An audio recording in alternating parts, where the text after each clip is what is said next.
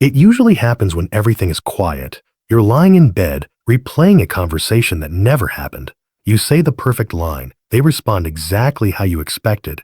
And somehow it feels real. There's a man sitting in a cafe staring at his coffee. From the outside, nothing unusual. But inside his mind, he's in the middle of a conversation. He's explaining something, defending himself, winning an argument that hasn't even happened yet.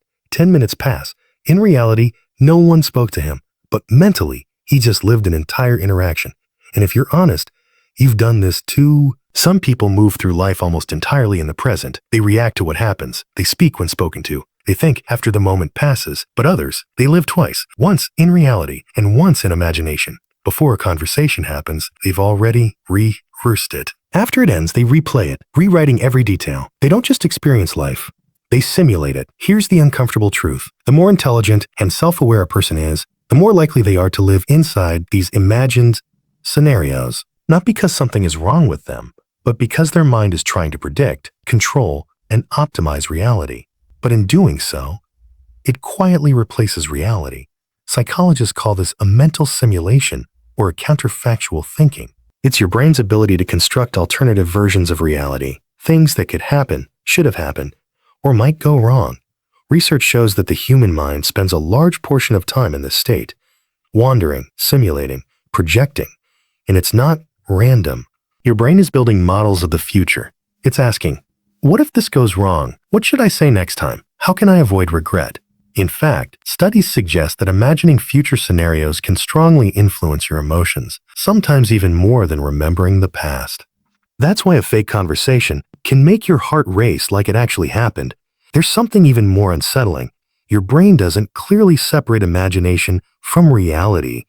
Neuroscientific findings show that vividly imagined experiences can activate similar brain regions as real ones, especially those tied to memory and emotion. And the more you repeat an imagined scenario, the more real it begins to feel. Over time, your mind starts treating fiction as familiarity. Highly analytical minds don't tolerate uncertainty well, so they compensate. They simulate outcomes, they rehearse conversations, they anticipate reactions, they mentally attest to reality before it happens. It's a form of cognitive efficiency, like running a mental experiment before taking action. Even in philosophy and science, imagination is used this way, as a tool to explore possibilities beyond immediate reality. So in one sense, this habit is intelligence at work. But in another sense, it's control disguised as preparation. There's a quiet paradox here. The same mind that allows you to understand the world deeply also pulls you away from it. Because when you can imagine endless possibilities, reality starts to feel incomplete, too slow, too unpredictable, too imperfect. So you retreat, not physically, but mentally, into a world where everything unfolds the way you expect. But this has consequences, subtle ones. When you rehearse conversations too much, real conversations start to feel disappointing. People don't follow your script. They interrupt. They misunderstand. And slowly, you begin to prefer imagined interactions over real ones. Some people describe it as living in two parallel worlds. There's the world that's actually happening, and the one in your head. And sometimes the imagined world feels more intense, more emotional, more controlled, but also more isolating because no one else can enter it. Over time, this habit can quietly distort perception. You may start believing assumptions that were never tested. You may feel hurt by things that never actually happened. You may prepare for rejection before anyone has even rejected you because your brain is not just predicting reality, it's pre-experiencing it. But here's the nuance. This isn't purely negative.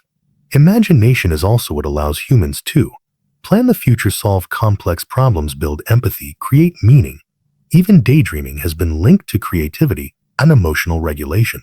The problem is not imagination itself. It's when imagination becomes your default reality.